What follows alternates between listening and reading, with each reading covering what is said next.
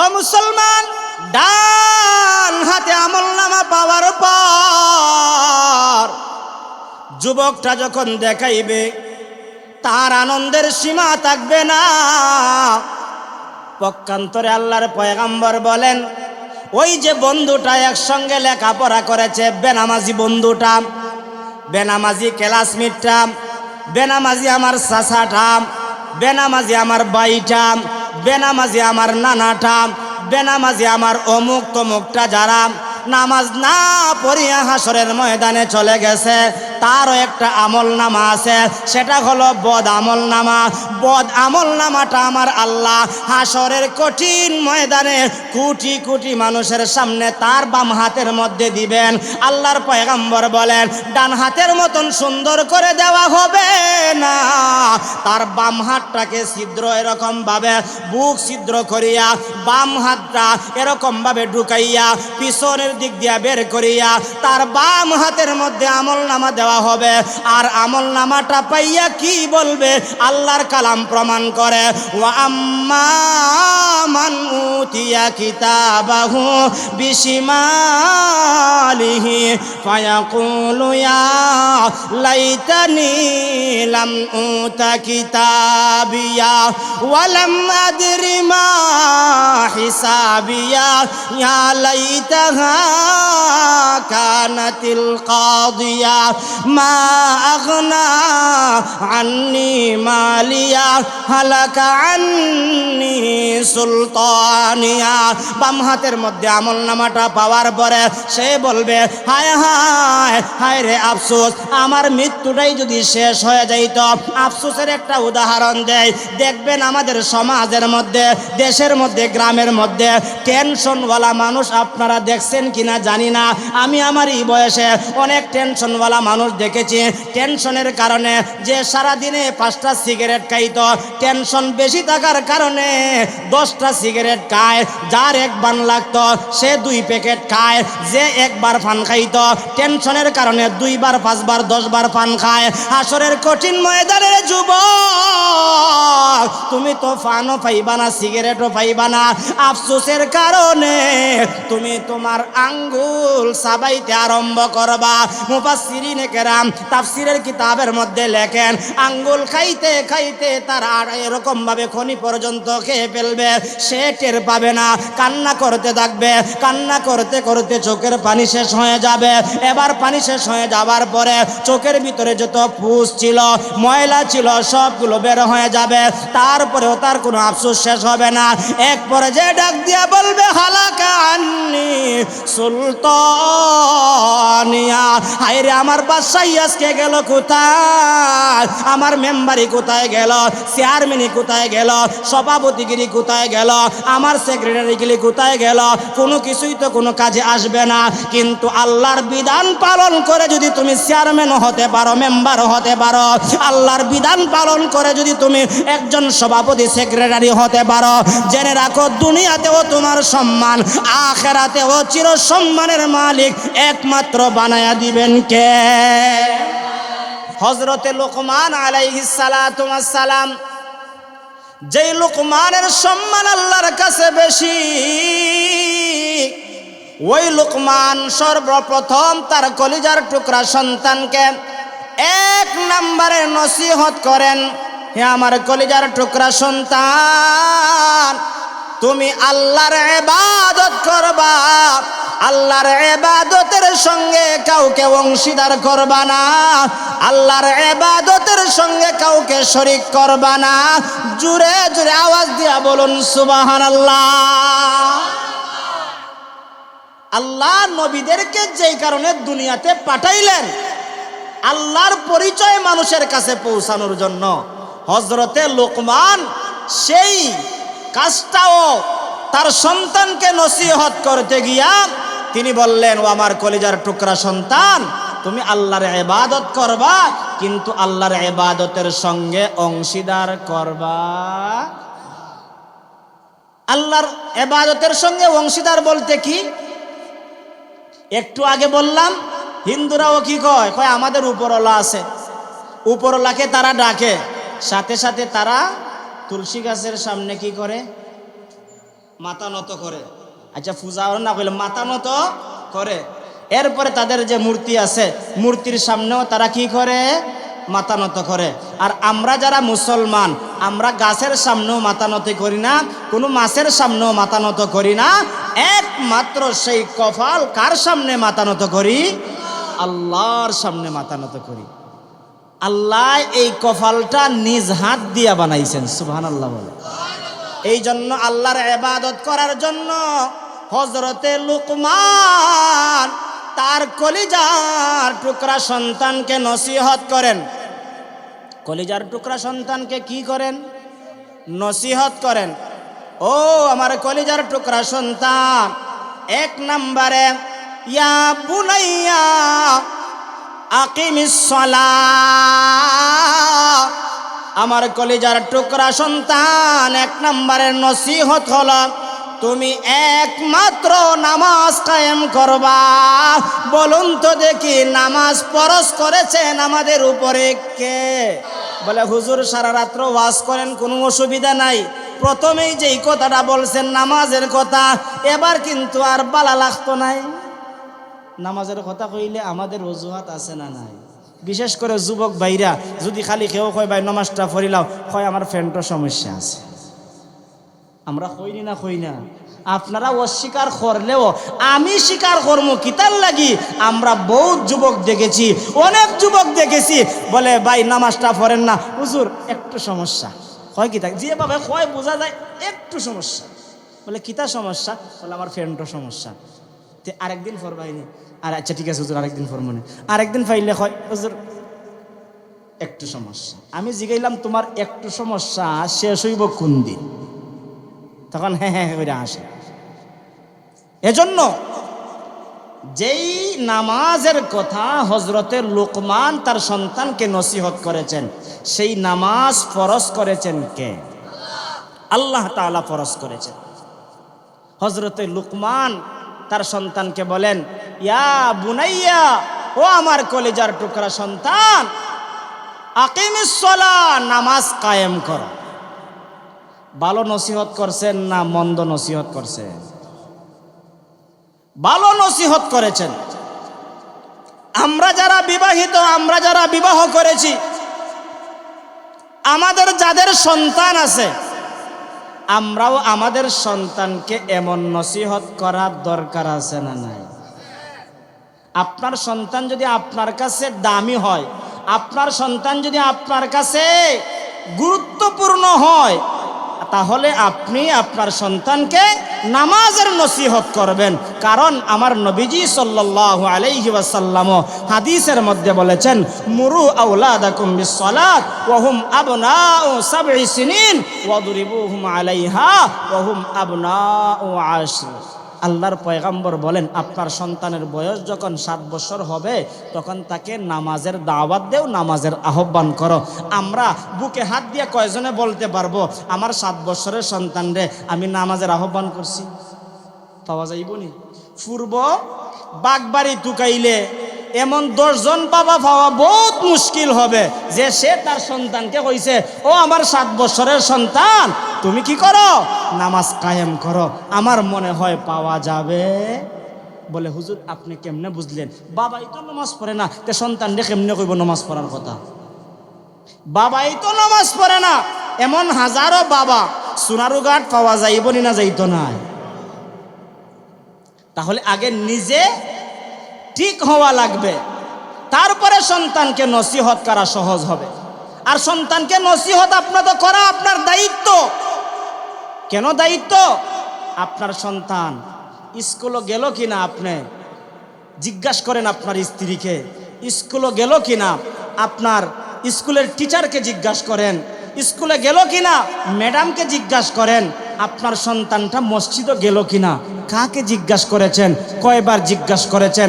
আপনি বাবা জিজ্ঞাসা করেন নাই, আপনি আপনি বাবা আপনার সন্তানকে নসিহত করেন নাই, খুদার জাতের কসম করে বলতে পারি আপনি নসিহত না করার কারণে, শাসন না করার কারণে আপনি বাবা হাসরের কঠিন ময়দানে আপনার সন্তান আপনাকে আসামির কাঠগড়ায় দাঁড় করাবে। দুনিয়ার আসামির কাঠগড়ায় দাঁড় করাইলে আপনার লজ্জা লাগে, আপনি বাজারে দাঁড়ায় দাঁড়ায় বলেন আমার সন্তান আমাকে লাঞ্ছনা করেছে, আমার সন্তান আমাকে অপমান করেছে, তাহলে সেটার বিচার আপনি এলাকার মানুষের কাছে চান। আপনি যে আপনার সন্তানের দায়িত্ব পালন করলেন না, আপনার সন্তান যে হাসরের কঠিন ময়দানে আপনার বিরুদ্ধে মামলা করবে, সেই সময় কার কাছে বিচার দিবেন? বিচার দিলেও বাঁচতে পারবেন।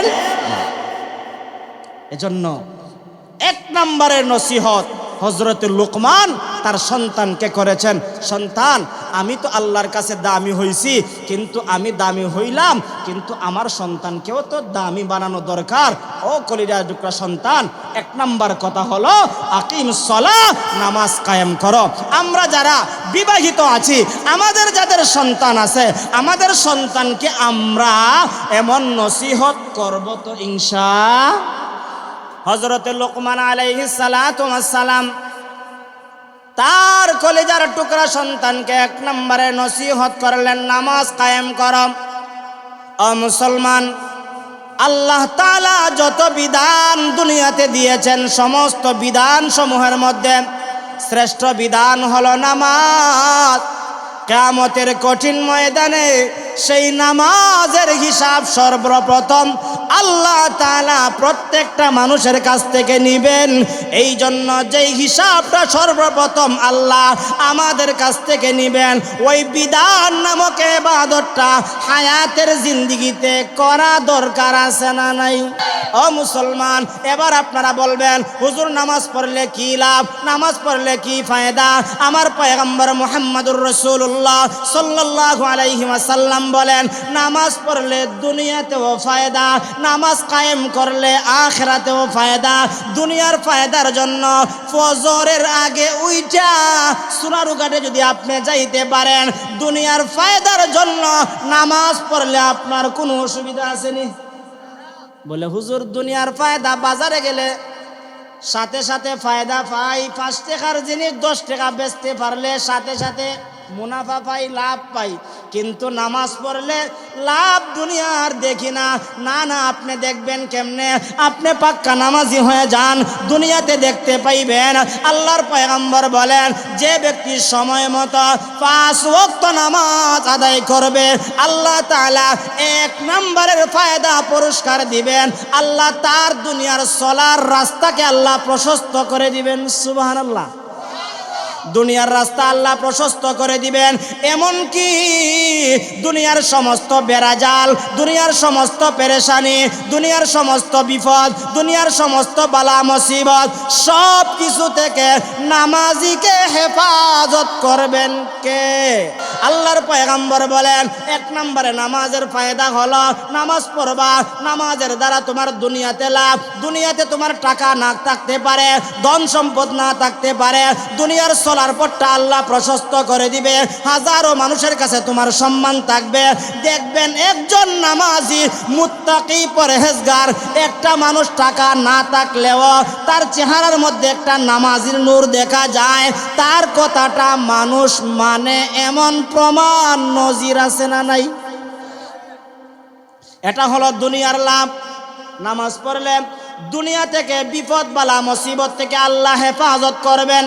2 নাম্বার, নামাজ পড়ার দ্বারা আল্লাহর পয়গম্বর মুহাম্মদুর রাসূলুল্লাহ সাল্লাল্লাহু আলাইহি ওয়াসাল্লাম বলেন, তুমি যদি নামাজ কায়েম করতে পারো, নামাজের পাবন্দি করতে পারো, মৃত্যুর সাথে সাথে আমার আল্লাহ তোমার মৃত্যুটা ঈমানি মৃত্যু দান করে দিবে। মানুষ মরবার সময় ঈমান নিয়ে মরাটা, হ্যাঁ, এটা ভাগ্যের ব্যাপার, ভাগ্যের ব্যাপার। মৃত্যুর সময় শয়তান আপনাকে ধোঁকা দিবে, মৃত্যুর সময় শয়তান আপনাকে চক্রান্ত করে কি করবে?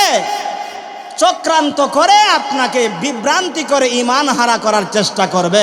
তুমি নামাজি, আর নামাজের পাবন্দি থাকার কারণে তুমি নামাজিকে শয়তান ধোঁকা দিতে পারবে। হেফাজত করবেন কে? তাহলে মৃত্যুর সময় আল্লাহ তাআলা আমার আপনার জন্য মৃত্যুটা সহজ করে দিবেন। এই জন্য আল্লাহ রাব্বুল আলামিন আল্লাহর কালামের এক আয়াতের মধ্যে বলেন, ইন্নাল্লাযীনা ক্বালু রাব্বুনাল্লাহু সুম্মা ইসতাকামু তাতানাজ্জালু আলাইহিমুল মালায়েকা, নিশ্চয়ই যারা বলবে আল্লাহ আমাদের রব, বলুন আমাদের রব কে? নামাজের মধ্যে দাঁড়াইয়া আল্লাহু আকবার বলি, আল্লাহু আকবার তাসবিহ, আল্লাহ সবচাইতে বড়, আল্লাহর চাইতে বড় কেউ নাই। এবার আমি দাঁড়ায়া সূরা ফাতিহা পড়লাম, আলহামদুলিল্লাহি রাব্বিল আলামিন, প্রশংসা কার করলাম। এবার রুকুর মধ্যে গেলাম, সুবহান রাব্বিয়াল আযীম পড়লাম। এবার আল্লাহ তাআলার পূত পবিত্রতার কথা বর্ণনা করলাম। সিজদায় গেলাম, আল্লাহর পূত পবিত্রতার কথা বর্ণনা করলাম, আল্লাহর বরত্বের কথা বর্ণনা করলাম। আল্লাহ বলেন, যারা বলবে আল্লাহ আমাদের রব, ওই কথার উপর যারা মৃত্যু পর্যন্ত ইস্তেকামত থাকতে পারবে, অটল অবিচল থাকতে পারবে, তার মৃত্যুর সময় আমার আল্লাহ তার কাছে রহমতের ফেরেশতা পাঠাইয়া দিবে। মৃত্যুর সময় রহমতের ফেরেশতা পাঠাইবেন। দেখবেন আমাদের এলাকায় বলেন, বাড়িতে বলেন, ঘরে বলেন, অনেক মানুষ মারা যাওয়ার সময় যখন তার সকরাত শুরু হয়, মানুষ কান্নাকাটি করে, করেনি না করে না? বাপের সকরাত আরম্ভ হইলে সন্তান কাছে বৈশা কি করে? কান্না করে আর কয় লা ইলাহা ইল্লাল্লাহ মুহাম্মাদুর রাসূলুল্লাহ বারবার বলে। এই সময় বলার সময় না, সকরাত চলতেছে, এই সময় এগুলো বলার টাইম না। আগে তো এগুলো বলার কথা ছিল, আগে তুমি বললা না কেন? আগে তো আল্লাহকে চিনার কথা ছিল, আল্লাহকে চিনলা না কেন? আগে তো আল্লাহর পরিচয় জানার কথা ছিল, আল্লাহর পরিচয় জানলা না কেন? তুমি যদি আগে চিনতে পারতা, মৃত্যুর সময় তোমাকে ফেরেশতা সহযোগিতা কইরা তোমার জবান দিয়া তারা বলতে হবে না, ছেলে বলতে হবে না, মেয়ে বলতে হবে না, আত্মীয় স্বজন কেউ বলতে হবে না, তোমার জবান দিয়া বের করে দিবেন কে? আল্লাহ বের করে দিবেন। এজন্য আল্লাহর পয়গম্বর মুহাম্মদুর রাসূলুল্লাহ সাল্লাল্লাহু আলাইহি ওয়াসাল্লাম বলেন, মৃত্যুর সময়, সকরাতের সময় আল্লাহর কালাম প্রমাণ করে তার কাছে ফেরেশতা আসবে। কতজন আসবে? মুফাসসিরিনে কেরাম তাফসিরের কিতাবের মধ্যে লেখেন, তার সকরাতের সময় 500 রহমতের ফেরেশতা আসবে। ফেরেশতা এসে বলবো, আল্লাহ তাখাফু ওয়ালা তাহজানু, ওরে আল্লাহর বান্দা, তোর কোনো ভয় নাই, তোর কোনো চিন্তা নাই, তোর কোনো টেনশন নাই। ব্যাখ্যা করেছেন মুফাসসিরিন কেরাম, তোর টেনশন নাই, পেরেশান নাই, তার দুইটা ব্যাখ্যা। একটা হলো দুনিয়াতে যা রাইকা যাইতাছস তার টেনশন করতে হবে না, তোর সবগুলোর হেফাজত করবেন কে? পিছনে যা রাইকা গেছ হেফাজত করবেন আল্লাহ। সামনে যত গাড়ি আছে, সামনে যত স্টপেজ আছে, সামনে যত মঞ্জিল আছে, কবর, হাসর, ফুলসিরাত সহ প্রত্যেকটা জায়গায় তোর কোনো ভয় নাই, হেফাজত করবেন একমাত্র কে? আল্লাহ করবেন। আর এটা পাওয়া যাবে কিসের মাধ্যমে? নামাজের মাধ্যমে। তাহলে এই নামাজের দ্বারা এক নম্বরে আমরা পাইলাম দুনিয়াতে শান্তি, নামাজের দ্বারা দুনিয়াতে শান্তি। 2 নম্বরে কবরে অর্থাৎ মৃত্যুর সাথে সাথে আল্লাহ আমাদের জন্য মৃত্যুটা সহজ করে দিবেন, মৃত্যুটা সহজ করে দিবেন। এই মৃত্যু আমরা চাই কি চাই না? 3 নম্বরে আল্লাহর পয়গম্বর মুহাম্মদুর রাসূলুল্লাহ সাল্লাল্লাহু আলাইহি ওয়াসাল্লাম বলেন, নামাজ যদি কায়েম করতে পারো, নামাজের পাবন্দি করতে পারো, ও পূর্ব বাগবাড়ি এলাকার যুবক, বৃদ্ধ বাবা শোনো, নামাজটা কায়েম করতে পারলে তোমার 3 নম্বরের পুরস্কার হলো তোমার ডান হাতের মধ্যে আমার আল্লাহ নামাজি হিসাবে আমল নামা হাসরের কঠিন ময়দানে দান করে দিবে। ও মুসলমান, হাসরের কঠিন ময়দানে ডান হাতে আমল নামা পাওয়া সেটা একটা ভাগ্যের ব্যাপার। যে পাবে তার চাইতে আনন্দ আর কেউ হবে? দুনিয়াতে 5 পাস করলে, মেট্রিক পাস করলে, আইএ বিএ পাস করলে, আচ্ছা এগুলো বাদ দিলাম, ছোটো ছোটো যারা আছে মেট্রিক পাস কইরা বাড়িতে আইসা যখন রেজাল্টের কথা বলে, আম্মা গো আমি না A+ পেয়েছি, আপনারা বলছিলেন আমি A+ পাইলে আমার একটা সাইকেল কিনে দিবেন। মা গরিব হওয়ার পরেও সন্তানের আবদার পুরা করার জন্য সন্তানকে একটা সাইকেল কিনে দেয়। কেন দেয়? পরীক্ষার ফলাফল ভালো করার কারণে। এবার শুধুমাত্র মাত্র সাইকেল কিনে দিয়েই শেষ করে না। সন্তান যখন আইসা বলে, আম্মা আমি না পাস করেছি, A+ পেয়েছি, আমার বন্ধু বান্ধবকে মিষ্টি খাওয়াইতে হবে, এমন হাজার নজির আমি দেখেছি। মা তার কানের দোনা বিক্রি করে সন্তানকে মিষ্টি কিনে দিয়েছে তার বন্ধু বান্ধবকে খাওয়ানোর জন্য। ও মুসলমান, একটা জবানও বন্ধ রাখবেন না। খাওয়াইছে কম আনন্দের কারণে না বেশি আনন্দের কারণে? আমার সন্তান পাস করছে, তার একটা আনন্দ, মারও একটা আনন্দ। মা তার একটা বাবার বাড়ি আছে, ওই বাবার বাড়িতে ফোন করে তার মাকে বলে, আপনার নাতি তো পাস করেছে, A+ পেয়েছে। তারাও আনন্দিত, মাও আনন্দিত, সন্তানও আনন্দিত। ও নামাজি যুবক, তুমি যদি নামাজ পড়া নামাজের মতন ইবাদত কইরা হাসরের কঠিন ময়দানে যাইতে পারো, তুমি নামাজের হাতের মধ্যে যখন আমার আল্লাহ নেক আমল নামক এই আমল নামাটা দিবেন, আমল নামাটা পাইয়া আপনি আনন্দিত হবেন। আপনি এত আনন্দিত হবেন, আল্লাহ তার কালামে হাকিমের মধ্যে বলেন, ফাআম্মা মান উতিয়া কিতাবাহু বিয়ামিনিহি ফায়াকুলুহা উমকরাউ কিতাবিয়া ইন্নী যানানতু আন্নী মুলাকিন হিসাবিয়া। ওই আমল নামাটা পাওয়ার পরে সবাইকে দেখাইবে, দেখো হাসরের ময়দানে চাচাও হাজির, হাসরের ময়দানে বাবাও হাজির, হাসরের ময়দানে বন্ধুটাও হাজির। এবার বন্ধু, বাবা, মা সবাইকে দেখাইবে, দেখো না আমি ফজরের টাইমে মসজিদে যাওয়ার কারণে জোহরের টাইমে স্কুলের সময়টাকে একটু বের করে আমি নামাজে গিয়েছিলাম, আসরের টাইমে খেলাধুলা বন্ধ করে আমি নামাজে গিয়েছিলাম, মাগরিবের টাইমে আমার এই অলসতা দূর করে আমি নামাজে গিয়েছিলাম, এশার সময় ঘুম বাদ দিয়া আমি মসজিদে গিয়েছিলাম। বন্ধু, তুমি না আমি নামাজে যাওয়ার কারণে আমাকে ঠাট্টা মস্কারি করেছিলা, আমি নামাজি হয়ে গেছি এমন কুচরচনা করেছিলা। শুনে রাখো, আজকে দেখো হাসরের কঠিন ময়দানে নামাজ পড়ার কারণে তুমি বন্ধুকে না দিয়া আমার আল্লাহ আমি নামাজিকে আমল নামা দিয়েছে। দেখো আজকে হাসরের ময়দানে আমার সম্মান আমার আল্লাহ বাড়ায় দিয়েছে। ও মুসলমান, ডান হাতে আমল নামা পাওয়ার পর যুবকটা যখন দেখাইবে, তার আনন্দের সীমা থাকবে না। পক্ষান্তরে আল্লাহর পয়গম্বর বলেন, ওই যে বন্ধুটা একসঙ্গে লেখাপড়া করেছে, বেনামাজি বন্ধুটা, বেনামাজি ক্লাসমেটটা, বেনামাজি আমার চাচাটা, বেনামাজি আমার ভাইটা, বেনামাজি আমার নানাটা, বেনামাজি আমার অমুক তমুকটা, যারা নামাজ না পড়িয়া হাসরের ময়দানে চলে গেছে, তারও একটা আমল নামা আছে, সেটা হলো বদ আমল নামা। বদ আমল নামাটা আমার আল্লাহ হাসরের কঠিন ময়দানে কোটি কোটি মানুষের সামনে তার বাম হাতের মধ্যে দিবেন। আল্লাহর পয়গম্বর বলেন, ডান হাতের মতন সুন্দর করে দেওয়া হবে না, তার বাম হাতটাকে ছিদ্র এরকম ভাবে বুক ছিদ্র করিয়া বাম হাতটা এরকম ভাবে ঢুকাইয়া পিছনের দিক দিয়া বের করিয়া তার বাম হাতের মধ্যে আমল নামা দেওয়া হবে। আর আমল নামাটা পাইয়া কি বলবে?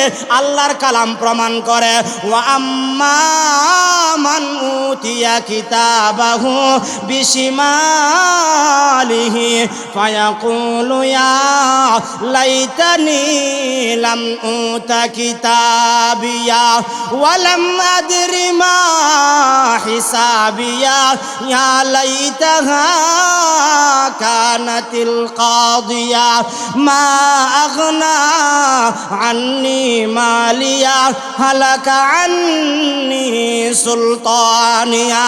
বাম হাতের মধ্যে আমল নামাটা পাওয়ার পরে সে বলবে, হায় হায় হায় রে আফসোস, আমার মৃত্যুটাই যদি শেষ হয়ে যাইত।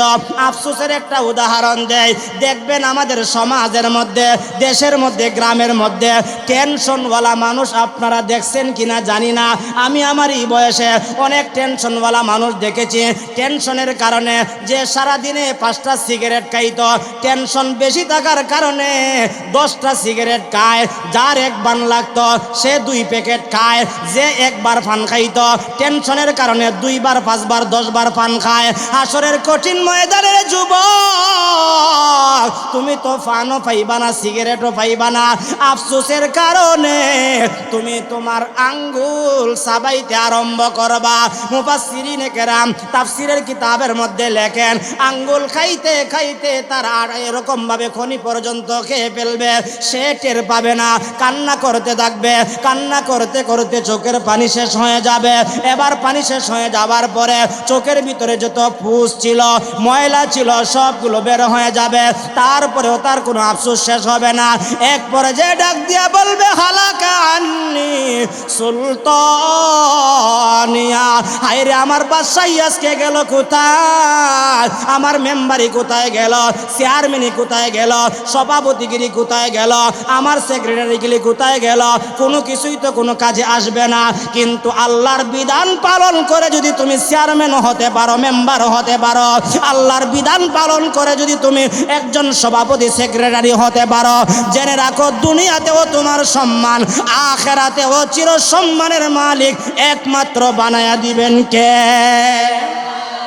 ও মুসলমান, এই জন্য 3 নাম্বার হলো নামাজ পড়ার দ্বারা যুবক তোমার ডান হাতের মধ্যে আমল নামা একমাত্র দিয়ে দিবেন কে?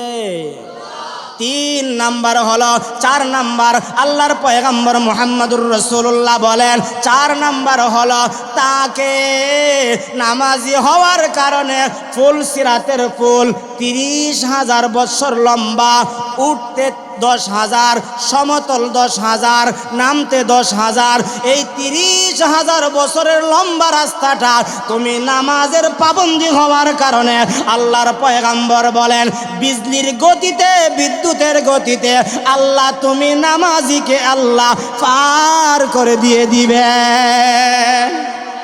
আরো জোরে কন্যা সুবহানাল্লাহ। ও মুসলমান, 5 নাম্বার হলো আল্লাহর পয়গম্বর বলেন তুমি নামাজি হওয়ার কারণে তুমি যদিও বাগবাড়ির একটা যুবক, তোমার বাড়িঘর নাও থাকতে পারে, অথবা শান্তিতে ঘরে নাও থাকতে পারো, টাকা পয়সা না থাকতে পারে, নামাজি হওয়ার কারণে জেনে রাখো রে যুবক তোমাকে আমার আল্লাহ 5 নাম্বারের পুরস্কার বিনা হিসাবে আমার আল্লাহ জান্নাতের মেহমান বানায়া দিবে।